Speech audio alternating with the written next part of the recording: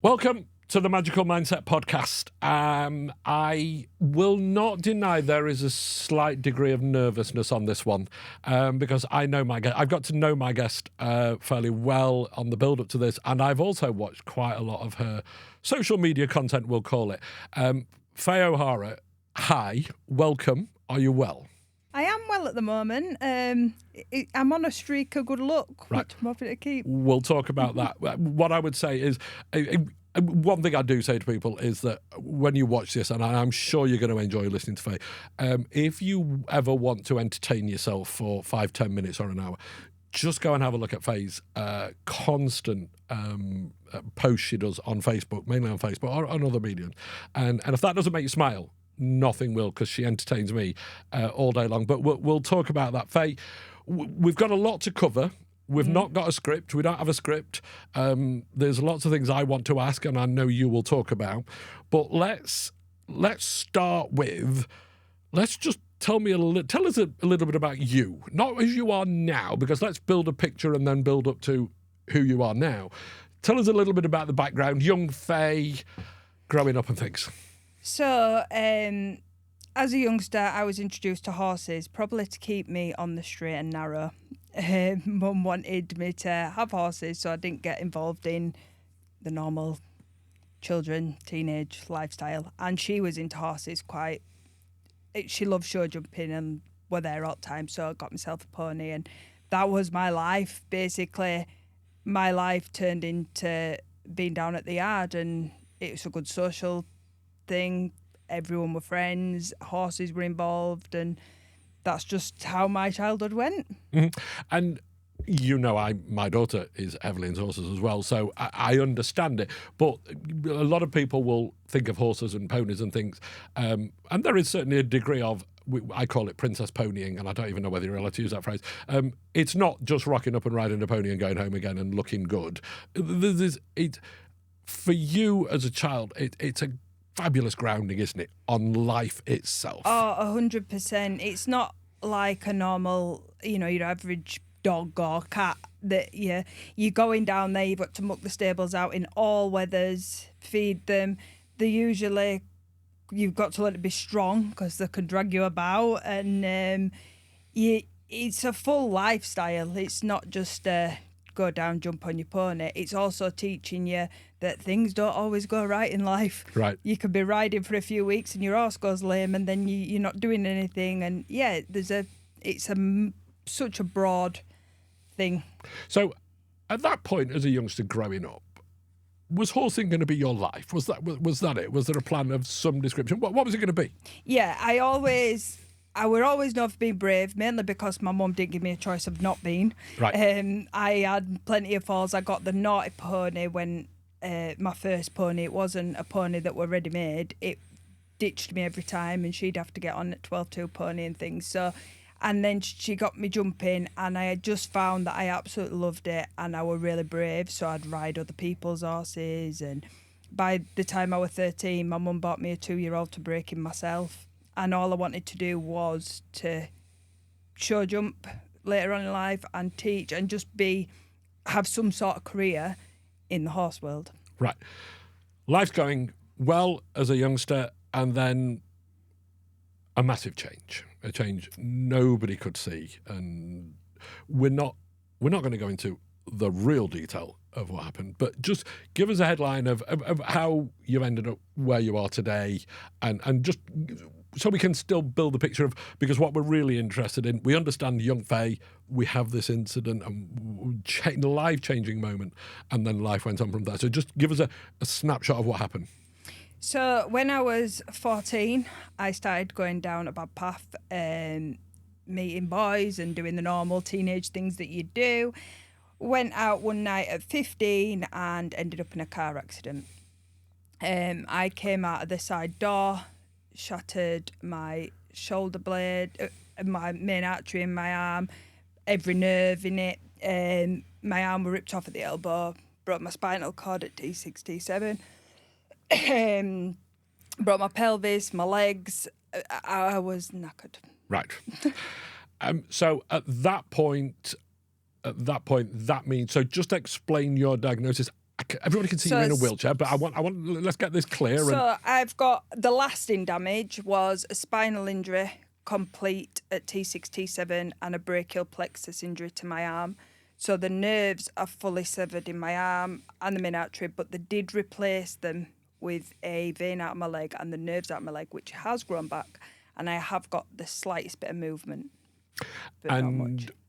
You are paralysed from the waist down? Here. From there down? Chest down, yeah. Right. Okay. For anybody like me to try and put any context or understanding of that, I just can't. I'm sure sometimes people will say to you, "I know you." We don't. Literally, we don't. And we've talked about this, about life going on, and we've joked about it too, which we will do today as we go along. So you're in hospital. You come out the other side. Let's just then talk about you mentally at that point as you're coming out, and almost the realisation then lands of this is the rest of your life, Faye. Yeah. Well, I was in hospital 8.5 months, and so 4 months was ill, just getting me back to life.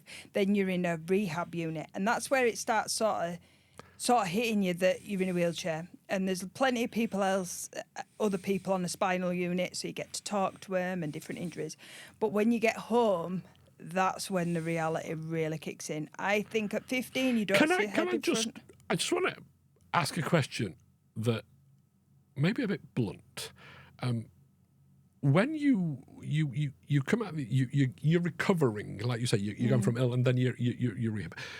When you wake up in the morning, because I remember when I had some real dark moments, not of this class, it's that first thing when you wake up in the morning that life is shit. Life is all those things. And because sometimes when it was really, really dark, being asleep was a good place to be. But you wake up and for 5, 6, 10 seconds, life's all right. And then all of a sudden the realisation comes. I am not comparing where I was to her.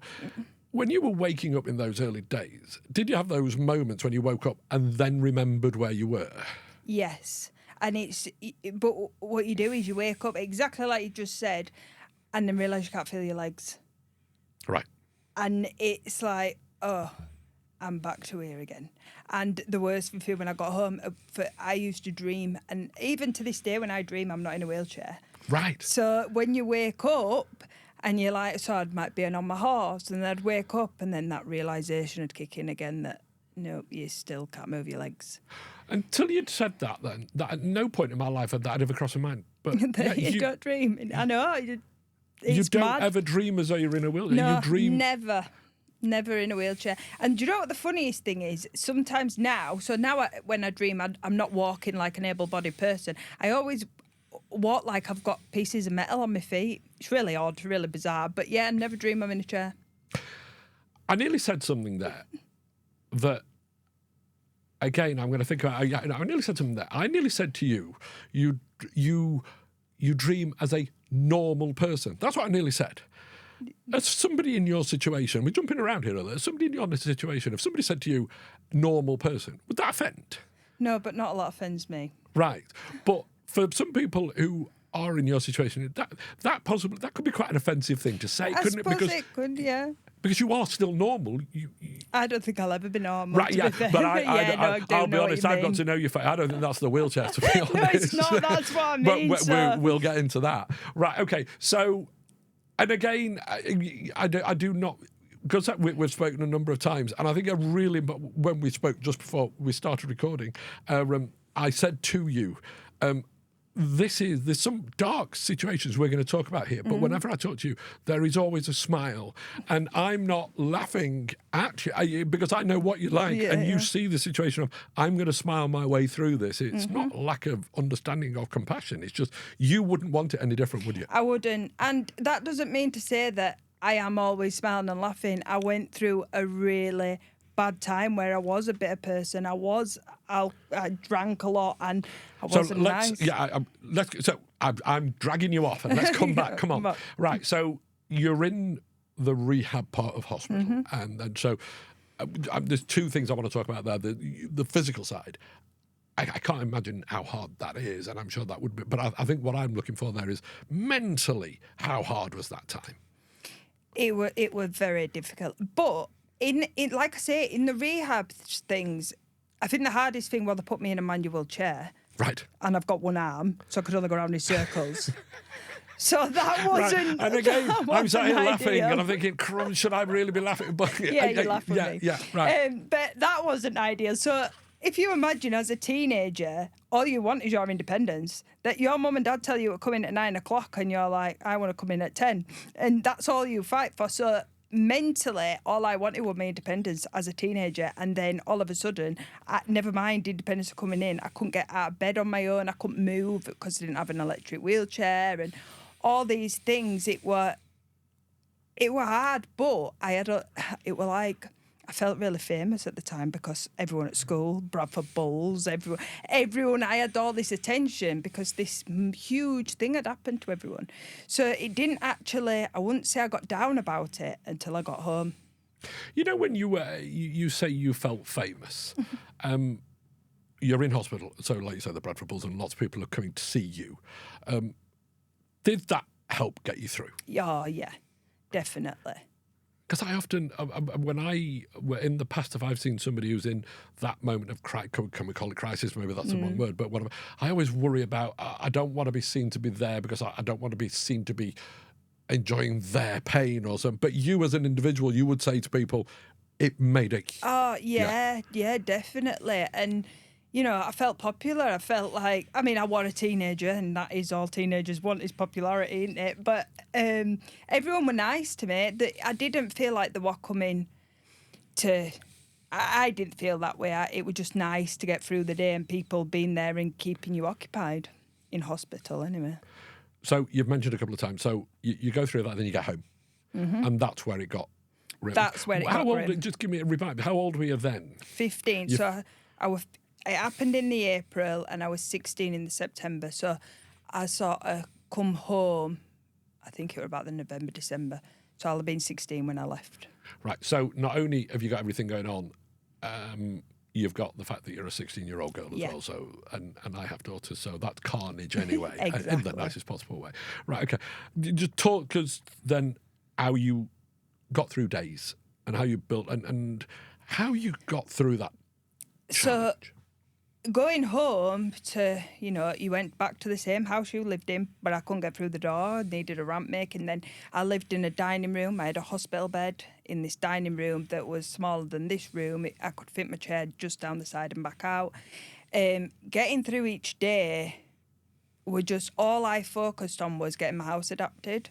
But I didn't focus very well. I wasn't very good. All I did was drink. I turned to drink at 16, and I was still going out on the streets with my friends and trying to act normal. So you obviously you're only 15, whatever. So you weren't really drinking before then. A strange question, especially from somebody like me who was an alcoholic. Do you know what made you turn to drink? What was it? Well, we were drinking at 15 on the streets, okay, little bits. Okay. Not it wasn't bit, your mum and dad didn't know these things, Yeah. obviously, but you know, you do. All your friends, you get up to stuff that you definitely shouldn't, and your mum and dad don't know. But then afterwards, you see where we was as well. It were a huge age range of friends. It were from people in the teens to the 20s, so people could get drinks, and you know, and I just started drinking, and because I felt better when I was drunk, it didn't matter. It didn't matter what I was, or I don't know. It just made me feel better and more confident because I was ashamed of the chair. I hated it. Right. Okay, let's pick up on that. You say ashamed of the chair. Mm-hmm. Explain that more. Well, as a teenager, you are starting to, you know, care about how you look and all this sort of stuff. And now I was just this person in a chair, and I was just like you say, it was nice for people to come and see me, but then you start realising people are starting to treat you different, and I didn't have anything. I used to ride my horses. I'd talk about my horse. Everyone thought I was this brave rider, and then all of a sudden, all I am is this person in a wheelchair, and I couldn't stand it. So I drank, and when I drank, I at first became fun because I'd have a laugh and would be stupid. Then I'd turn bitter and angry and turn on everyone as the more drunk I got, and right. just goes on like that. How did it's tough for you, but I guess it would have been tough. We'll talk about your parents in a moment, but it must have been tough for your friends as well, because were they not in a situation where it's almost like when I first spoke to you, you've just got to tread lightly about what's the right thing, because people do worry about what you can and can't say. That must have been tough for them as well. It was, and it were also, it's a funny age, isn't it, 15, 16. It's a horrible age, and they all wanted to go out doing what they wanted to do. So, 16, 17, 18, they were starting to want to go to pubs and start going out on nights out, and I don't know if you know, but most places aren't accessible. Right. So it were difficult, because it were like, I turned nasty towards my friends, if I'm honest. I were bitter and I were twisted about it. And a lot of them tried, some of them didn't, some of them did, and I've got in touch with a lot of my friends from back then, my good friends, and we're okay now. But like one of my friends, Chelsea, I couldn't look at her and hated her because she carried on her life doing what we did. And again, totally understandable, but it must have been hard for her as well. I was just about to say, because she'll want to help, but not really. And she's still a 16-year-old. She doesn't really know the best way to help. Exactly. So a lot to learn there. Okay, right. So you go through that phase. When did you, and I know there'll still be tough days now, which we'll talk about. When did you start looking forwards again and going, right, this is life. I'm going to grab it. Don't you finish that phrase, because I know what we're just going to go with grab it, right? Was there a moment, or was it time, or did you go through a process, or did you have people help you mentally to... No, I never had counselling. I never had an antidepressant, They kept trying to get me them, and I was so against it. Against counselling? Counselling, yeah. I didn't want to talk about it. I talked to my friends, because I've never hid what happened to me, and I never bothered about talking about it. I just didn't have counselling, but what I found was still to this day, I need focus and I need routine and things. And obviously when I got home, my house wasn't adapted, didn't have a bathroom for 3 years. I didn't have a car I could get in. I had this awful bus it was like an horse box with a massive ramp up that someone had to get me in, and it was awful. When my house started getting adapted and I could do more myself and I could practice doing more myself, and then I got my car, then I did fall out of my chair quite drastically bad in the middle of the road and could have died, and my mum found me and I seen how devastated she was. And I was like, something sort of needs to give here. Right, hang on. You can't just say that and leave it. Right. Can we please put a little bit of... Because there's a story there somewhere along the line. There's lots of them stories. Say again. So I used to go out on the streets and get really drunk. I'd go find anybody, or I'd nick alcohol from my mum's, or we'd find stuff. I'd get really drunk. Then I'd think I were a rally driver, and I'd just fly around, and I might... In your chair? In my chair. Is it a manual... Oh, this is an electric chair, of course. Yeah. And I'd just hit a curb and just head first out. One of the funniest ones, it's not funny at all, it's quite dangerous, and but... When I'd fallen out with everyone because I decided I hated everyone and I hated life again, and stormed off home. And this one, just like a couple of minutes up road, I used to go for miles in my chair just off. And I stormed home, and there were a ditch, and I don't know what I'd done, how I'd done it, but I fell out of my chair drunk. I hit the control on the way down, which put my hazard lights on, left my chair at the top, and I were down in some bushes. And the only reason I got found was because my hazard lights were on my chair at the top. Now, that is really dangerous as a 16-year-old, isn't it? Yeah. And I'm paralysed. I didn't used to break bones as easy then, though. Right. But I used to fall out all the time, and then people would just come and pick me up. So we're going through a journey here, aren't we? Right. So, right. Back to the question. There wasn't a lightning bolt moment? No, it was the last time my house had got adapted. Things were starting to happen, and then I fell out one day and I was on my own, and my mum found me and she was devastated. And I think that's the last time I fully got drunk and did what I did. That was probably the moment that the alcohol and everything stopped. Mm-hmm. And my mum kept saying to me, you can't do this anymore. And she had to say, my mum's never treated me any different, but she had to say, I'm not able-bodied and you are putting yourself in serious danger here. But I used to think, I just wish I'd died in that crash. I just wish I wasn't here. And I used to go to sleep thinking, I just wish I won't wake up.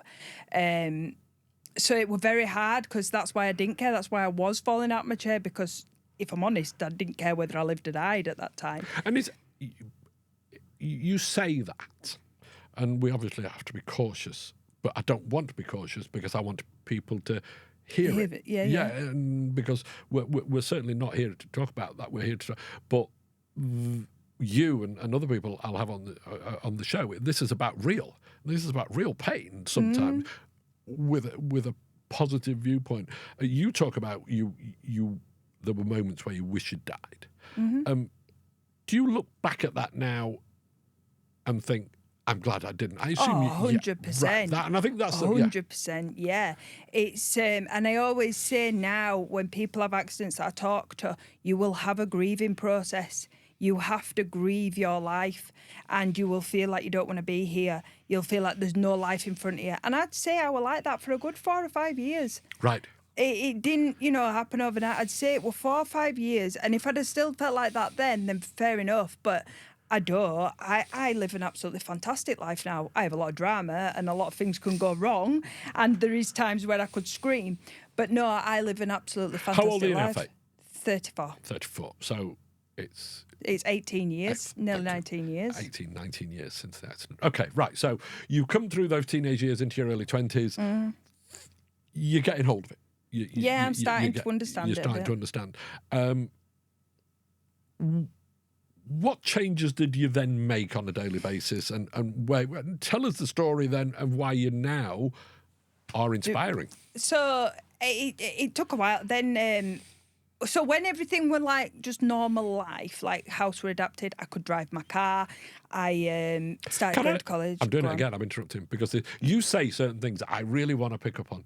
You use the word normal life. Yeah, so I do it myself. Do you now think you have a normal life? Yeah. Yeah. Yeah, I do. I probably, I suppose it's different, but to me, yeah, it's normal. And if there's only one phrase that comes out of this whole show that people should pick up on, they've listened to what happened. They can see the situation, but you can still sit there and say, I've got a normal life. Yeah, it's different, but it's normal. It's normal, yeah. Moved into my first house, I could drive, started going back to college, realised I am not academic in the slightest. It doesn't interest me. I want to be mucking stables out. So I am the worst disabled person in the world because I want to be physical. And I blocked horses. I totally blocked them out of my life. That's why I couldn't see Chelsea. I couldn't see any of my friends that had horses. Nothing. And I don't know really what happened, but I thought, I keep pushing this out of my mind, but it's still there. It's something I could never get over. So I thought, people had mentioned driving loads, and I'll be honest, I didn't just want to drive a gypsy cob down the road. I wanted to do competitions. Right, hang on. Go on. Only because I'm in Understand Your World, you've got to explain what that means, driving more, because people might think driving a car, but no, explain what you mean. Carriage driving my horses. Right. So instead of being on the back, you can have a carriage or a cart. Yeah. So horses up front, connects to a carriage. And you can sit in that. You drive it. So I knew that because my injuries, I could ride, possibly, but it wouldn't be riding like I ride it, be sat on it. And I thought, do you know what? Then I rode. Now I don't want to do something that I'm constantly going to be thinking, well, it isn't like before. So I wanted to do the same thing, but a different discipline so that it were all new to me. So I thought I need to get back into this. So I did try a few RDA groups and stuff like that. It never worked for me because in my mind I am not disabled. So I do find it difficult, stuff like that. And then... You know I'm going to interrupt, don't you? Yeah, go on. In your mind you're not disabled? Yeah. What's that mean? It means to me... this chair doesn't happen. I don't want... And people do treat you different, especially in organisations, I find sometimes. Or, might not be that, my mind wasn't ready to... At that time, I was too much. I wanted to prove something. So I found it really hard to be around other disabled people, around things. I were probably more discriminate, and you will find that people in wheelchairs that are newly injured are generally more discriminate than an able-bodied person. Really? Yeah, I've done it a few times. People have gone, I don't want to do people in wheelchairs because I had one of them. And it's really funny. Not all people. Some people will go down it and they'll be like, I just want something to do with people in wheelchairs because they get it and they understand it, and able-bodied people, I don't want to be around them. And then others are like, no, I just want to be with able-bodied people. I don't want to be with anyone in a wheelchair because I'm not one of them. It's just everybody's minds are different. So you've not created a network or a group of friends who were in wheelchairs. You've deliberately stayed away from that. I did for the first few years. Then I didn't. Then I met a girl who'd fell down the stairs at a house party and broke her back, and we ended up best friends. And I've met loads of people. I know loads of people in wheelchairs now through the spinal, but for the first 5 years, I went totally against it. Right. And Okay. they all laugh at me because I did, and I'll admit that. Right. So you've got into carriage driving. So you're building a new life Yeah. around horses. So just tell us more about how you went getting your new horse and all those things. So I started with a little cob. We had this little cart made that I just drove down the road, and then eventually, I seen these Frisians down at the horse, you know, the big black, beautiful horses, and I said I'll have one of them one day, and they were like, I don't think you will. I said I will, and luckily one come up for sale that we could breed. So I did that. I put him in foal, and I carried on driving a little black and white pony, and it was just up and down the road. It was just from the farm that I were at before I had my accident and stuff. But I wanted to get into competition, and I didn't have a clue where to start. Not a clue. But I'd just done little bits and little bits and little bits with the driving, and then Majestic obviously were born, played with him. Then I got really poorly. He went away for 2 years. And when he was 2 years old, I said to my mum, right, I'm going to bring him to a field near my house. And literally we kept When you him in say the you field. got poorly, Yeah. explain. The metal in my leg that had gone from that I'd had put in after my accident got severely infected, and it was infected for about 2 years, and every month it'd explode and I'd get sepsis. Right. I'd get septicemia, not sepsis, and then eventually it turned into sepsis, and I had to go into hospital. I was in hospital, had 3 operations, and all that sort of stuff. I've had a few things like that all the time. Where does that take your head at that point? It's a big reminder, and we're here again, but you just gotta fight through it. And each time, it's easier now. I've got my horses because I've got something to get back up and fight for. Right. When I didn't, I used to go really, really downhill. Really downhill. Would you say it's about you? The horses didn't just arrive. It's about you. But would you say having the horses is what keeps you going every day? Oh, 100%. And I say this, it's not... horses are brilliant for mental well-being anyway. All animals are. But it isn't about... Horses are my passion. They're what I like to do. But I think for anybody, you need to find something that gives you focus on what you love to do. And if you don't have that in your life, you will really struggle. That's literally what I try and talk about all the time, that you need to find something. But you ended up in a situation where you had to find something. Well, you didn't. You could have carried on being bitter, couldn't you? Yeah. You found your horses and gone on. Do you find it frustrating some days when, we're going to use the phrase able-bodied individual, whether it be a young lady, a young man, or a grown-up, will sit and moan about life? No, not anymore. Right. I used to. I don't anymore because I can't. I will try and help them. If they stay there and they stay there and they stay there, then it's a bit like, right, come on, get a grip now. But I am all my friendship group all come to me for all the counselling, everything that goes wrong in their life, and I do take mick out of them all the time and say, "Am I your carer?" Because they all do come to me. But that's because I have overcome things, and I don't think that I am worse off because I am in this situation. I really don't. I think everybody's issues are their own, and your mental health is harder than... It's not always physical, is it? It's not... Mental health doesn't just come down to because I'm paralysed. It's his own illness. Do you now separate your mental health to your physical health, or are they do they have a major connection? Does your physical well-being really affect your mental health, or have you moved it away now? I moved it away now. I think it's just life to me now, and everyone just laughs at me, and I just get on with it. And I've learnt to adapt, so things aren't as hard as people may seem. Like if someone sees me putting a coat on, they run to help me, and I'm like, I know it really looks like I'm really struggling, but this is just the way it goes, and it's not a struggle. You know, Right. like I've learnt to. I just do things, and.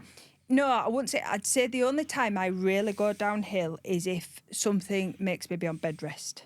Right. Which can happen. And if I have to be on bed rest, I'm plummeting, and I don't want to see anyone. I don't want to talk to anyone. I will just see it out, get me through it, and then I bounce back like nothing's happened because I get back on my arse. But I guess bed rest for anybody is tough. Yeah. I can vividly remember, and I'm going to say this out loud, laughing out loud at one of your posts when you'd broken your leg. Earlier Which time? this year. This Earlier this year. And it was so, and I know I really shouldn't. You shouldn't be laughing at anybody who's broken the leg, but whatever. So just explain. Please try and explain how you explained this on your Facebook. Right. And so I'm going to say this because people are thinking it. How does somebody in a wheelchair break her leg? So shall we start with that? How did you break your leg? It wasn't even an exciting story, was it?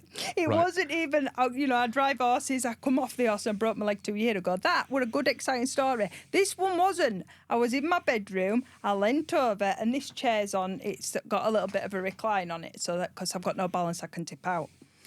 So it had been wobbling a bit, and I thought, it's a little bit of a rocking chair, but it got done that for ages, and anyway, never fallen out of it. Leant forward, and my feet, the frame of the chair just collapsed. So my feet and the foot plates were on the floor. And I was just looking at it, and I was hovering over, and I was like, I've got no balance. And I was like, right, I really don't know what to do. I tried bringing myself back, and next minute I was on the floor.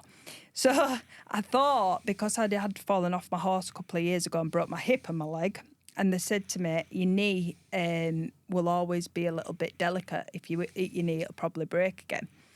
So I was panicking like mad over this knee. My friend come, I rang my friend, I'm on the floor, mate. She went, what do you mean? I says, I'm on the floor and the chair's like in half. So she rushed round and she actually felt sorry for me the first time ever. She was like, oh, mate. So they picked me up. My dad got there and stuff, and they were looking at my chair, and I'm going, my knee, I bet I broke my knee and I'm going to be off again. I've just got back on, I'm just going. And they were like, no, Faye, your knee's fine. So I was like, all right, yeah, that's fine. Anyway, I got up to get back in my chair, and I went, I don't think my leg's meant to be facing that way. My other leg, the calf, yeah, it were purple and it were wrong way. So it was like sticking out. So I said, maybe I've just bruised it. And I give it a couple of hours, and I was like, no, we better go to A&E. I went to A&E, and I'd gone through both bones. And then you had to have the leg reset. Well, no, because when you're paralysed, they don't really care. Right. Anymore. Well, come on. We might need to put a disclaimer there. I think they do care. Yeah, No, they do I'm just care, but protecting they me there. I think they do care. But I get the point. Yeah, right. It should have had pins. Right. But because you don't walk on them, okay. So, yeah, it's not that they don't care, but because you don't walk on them, they don't have to do that. And plus, my bones are that brittle now, it'd probably cause more damage. So if you'd have broke what I'd broke, you'd have to have an operation. Mm-hmm. But I just had to go in a boot. Should have been in a cast, but because I can't feel it, it could have caused pressure sores. So I ended up in a boot for 6 weeks, 8 weeks. And the whole Facebook content is, and again, this is not me to do what, because it's human. Right. So there's been lots of drama since then. Mm-hmm. But from talking to you and looking forward, the future for you is full of possibilities. Yeah, I'm hoping so. What do you want to do? So my main aim is to help people, because I think I have been in such dark places, and I want to help teenagers especially, because I know what it's like to sort of go off at rails and want your independence and do daft stuff that you don't think about the consequences of. So I want to highlight the fact of that. and just help people with the mindset, because I've had to change my mindset, and I find a lot of people focus on the negatives, focus on the little trivial stuff, and then wind themselves up, and then get into a bigger state of, and then become more and more down. And I think it's finding your passion and finding something that makes you feel worth. So people look at me, and someone said to me in pub the other day, just outside of me, "Oh, life must be hard." And I went, "No, it's all right, actually." But that is what people immediately think. And it isn't, it's what you make it. So just because I'm physically physically knackered, to be honest, but I have made something. Is that a technical term? Yeah, I think it must be. That's my technical term. Yeah. But I used to be bitter. I used to hate. I don't particularly like looking at myself now in a chair. I still don't look in the mirror out like that. But I feel worthy. I feel like a person worth doing something. I live my life. I'm happy. I can go out with all my friends and laugh about things and everything. And I would definitely say, doing my horses, having focus, I compete able-bodied. I don't feel any different. And people say, "Well, don't you think you'd be better going it disabled?" Well, why? This is more inclusive. It's not saying I won't compete with disabled people. Of course I will. But why can't we all compete together? And it's just having that focus and that mind of keeping going on something that stops me thinking about what this is. If I didn't have that, I probably would be sat thinking, "Oh, God, I can't move my leg. Oh, God, I can't do this. I can't do that." But because I've got something to work towards, it takes all that away, and that's what I want to help people achieve. Because we talk about this, you want to, and I think this is an important point. You and you talk about teenagers. You want to help teenagers, but you don't want to be seen as you want to help people in wheelchairs. No. That's not your gig, is it? No. It's everywhere. It's such a broad spectrum. Isn't it? I get people ringing me, so-and-so's had an accident, would you talk to him? Of course I will. I've been there, I've done it. But it's not just about that for me. It's not just about being in a wheelchair. I don't want people to look at me and think, "You're amazing because you're paralysed doing it." No, it's more the mindset of me getting over what I've gone through and finding something to do. So I want to, like, say, teenagers, people who are struggling, who want focus but don't know how to get it or don't know how to think. And I when I get messages saying, "I've just watched your social media and I've got up this morning and I've gone to do something," that to me makes my accident worth happening, for me going through all that trauma, because it's now giving back to others. There is this whole thing, and there is an awful lot of negative content on social media. I get it. Nobody's denying that.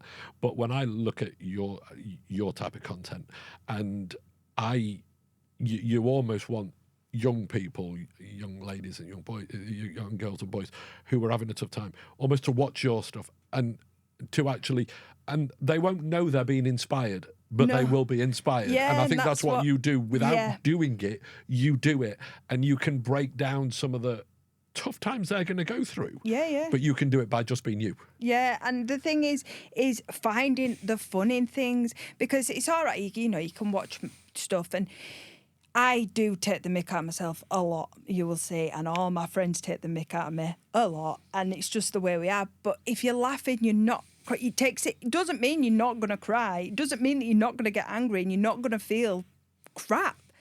But if you start laughing, it takes it away that little bit more each time. And people take life so seriously. But the worst can happen. And like I say, bed rest for me is the worst that can happen. If I'm not on bed rest, I think, well, at least that's not happening. So let's have fun. One of the I wanted to pick up on is within society today, you've got to be very careful what you say to people, because you can offend. But I know you know. There'll be a lot of able-bodied people who will see somebody like you in a wheelchair, and they'll be maybe afraid to ask some questions in case they offend. How hard? I'm going to say, how hard is it? Or for you, when you've talked to me, what are being in a wheelchair, what's the hardest things day to day that an able-bodied person like me just doesn't realise? Access. Yeah. Access is massive. We go, like I say, there's a pub down the road outside of my house that I'd love to go in, and there's 6 steps. And, people will say, "Oh, we're going to so-and-so." "Oh, no, Faye, can't get in." Don't get me wrong, I've got good friends, but that happens a lot. And the patronising people. But to be fair, people don't do it to me for very long. If they speak to me for 30 seconds and I think they pick up on the type of person I am and I make them feel at ease. Whereas if people had said what they used to say to me 10 years ago, if they said it 10 years ago, I'd have been really hurt. I'd have been like, they're just talking down to me. They're talking to me like I'm a child or whatever. Now I know how to handle it because it's them that feel, it's them that are, you know, they don't know what to say. They don't know how to feel. So I put them at ease straight away and I'm like, oh, don't worry about me. And my friends put them at ease because they'll call me a name or what, you know, and then people are at ease with me straight away. But I probably wasn't like that 10 years ago. You've got to, I've had to learn to have quick wit quite young. So Access, is there anything, is that something you will go on as a campaign, as an individual, to try and make businesses, governments, whatever we want to call it? Is it improving in the time? It has improved. It definitely has improved. It's just, I think it's funds. It's like that pub next door to me. I were asking him and he says the council, because it's an older building, the council won't allow it because the ramp would take too much of the curb up. And, you know, there's different things. And, yeah, I would like to do some things to make it easier, but there is a lot of people out there doing it and I hope it is getting better. I think it is. And, like, taxis is another thing. You can never get a taxi after 10 o'clock. It's like disabled people don't go out. Right. All right, yeah, again. Something you don't think about. So if I go out, I don't drink. I do drink now. I don't ever drink to get really drunk because I know it affects my mental health. I've learnt what affects me and what doesn't. But if I go out, I drive. And I just have one because I know how difficult it'll be to get a taxi home and they charge you double. Right. You go out into a pub environment. Yeah. We'll just so and you pull up in your car and you go in your wheelchair. How do the general public respond? Do you feel included? It depends what sort of atmosphere. Yeah. A lot of people are pretty, like I say, because I'm quite a loud person anyway. I'm class clown, so people feel at ease. But there's some places that I don't and I'll avoid, and it's not because they're in Access. It might be because, you know, the tables are set out where you feel like you're right at end on your own. Pictures are a nightmare. Cinemas. As in the cinema, right? Cinema, yeah. Why? Because you have to go right up front. Yeah, you're going to sit at the front, yeah. The place in Halifax, The View, they do have a booth right at the back. But again, you're allowed you and a carer. So you can never go out with a group of friends. Oh, you've got me on a tangent now, actually. No, there's no tangent. Right, go on. So you can't go on. You can't go out with a group of friends. So if you went to, like, I don't know, you went to a concert, yeah, you have to go in your designated wheelchair seat with a carer. So if there were a group of 10 of us going out, I would get my seat in a carer and the other 10 would go in another place. So I just don't go at them. Right. Of course, yeah. And again, these are things that you don't think about. You just don't think about. No. So and I do get it because it's hard to where do you put wheelchair seats and stuff like that. But surely in this day and age, there's ways to put end seats on every row or there's something. That's why I love the horses, because when I'm at the horses and at the competitions and all that, I never ever feel that. Right. Do you feel totally included? I feel totally like I am one of them and there's no difference. Even though I do have to swing from the side of my wagon to get on and all that sort of stuff. But no, I never feel that different. How far can you go in that world, do you think? Well, I'm hoping to get into the paras and go international very shortly. Were you telling me when you say hoping, how close are we? Well, they're coming out to... I'm wanting to be doing the nationals. I want to go as far as I can, and I definitely want to be doing some international driving, carriage driving. And that's in the...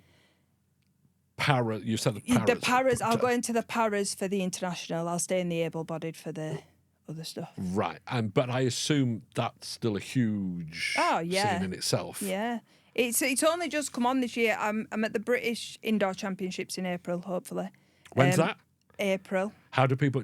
Will that be on? Not everybody has Clip My Horse like we probably do. Probably don't have that. It'll probably be streamed, but if you follow my social medias on TikTok, Instagram, and Facebook, I'm Faye O'Hara, but on TikTok and Instagram, I'm Majestic Equine. We will make sure One Life Dream Big. When we put people, we'll Yeah. put your contact in, because we want people following you, don't we? We do, definitely, and hopefully it can help people to know that nothing's impossible.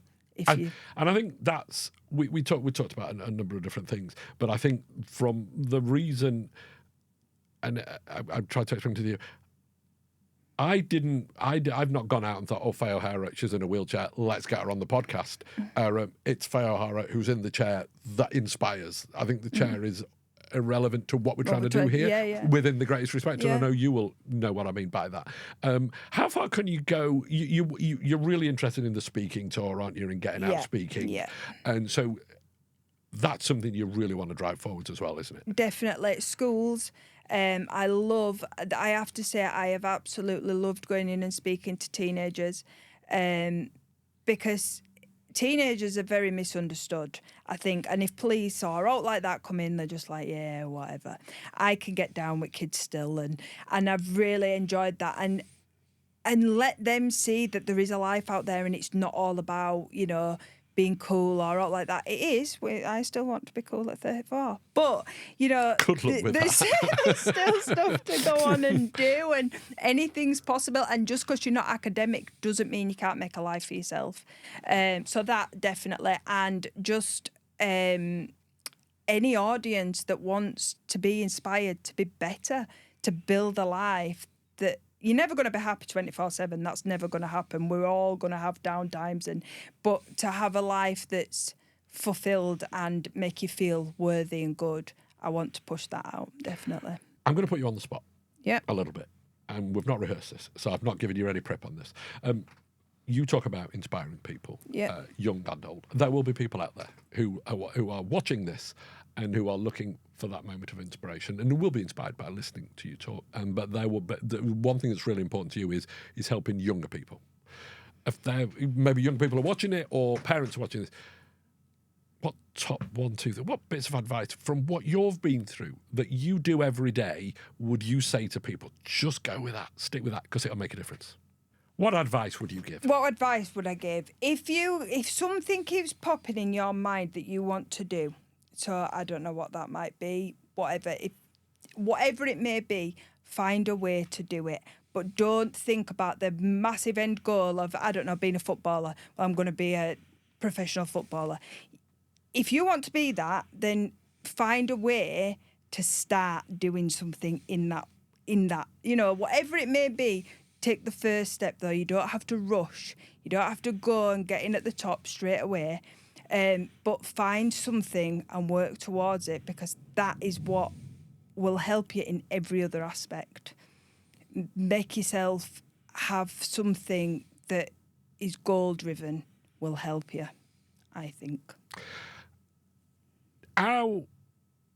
You've had some dark days.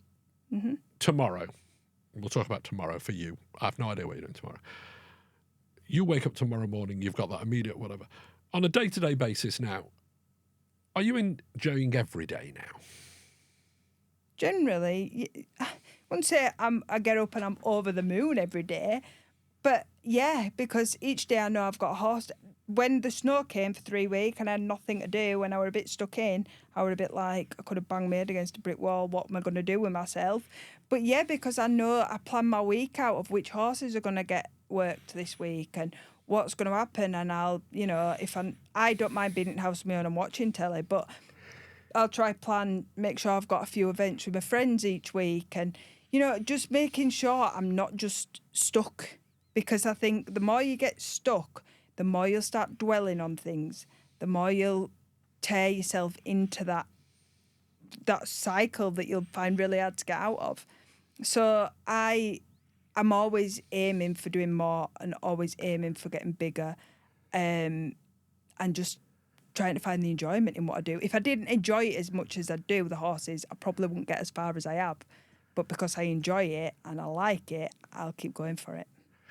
You've got your horses, and that's passionate. What else about it? Have you any other goals for you as a person in life? Yes, I want to write a book eventually, definitely. And I want to get out doing more speaking, inspiring and helping people in the place that I was. And not just because I was in a wheelchair, I just mean mentally. that's my biggest goals. It's been an absolute pleasure. I knew it would be fun, and you have been incredibly well behaved. And Thanks. as I say, we will put all the links to the socials, and when people see the socials, they'll understand what I mean by that. But it has been a pleasure. I think you do know, but I will repeat, whatever's happened, you are an inspiration. Thank you. And I think you are an inspiration because of your laughter. And I think that's what really comes across. Yeah, you challenge us every day, but the way you laugh and you genuinely smile, and I think people will look at you and go, yeah, that's real. And I think you are a real inspiration, and it's been a pleasure. And this is what this podcast's all about, people like you, because I know other people will look at it. I can tell my story all day long, but people will look at you and go, yeah, that will make a difference. Well, I hope so, and thank you. And it just because you've been through something don't mean you can't help others, does it? You can use it, so thanks. And you're using it. Well done, Faye. Thank you. Thanks.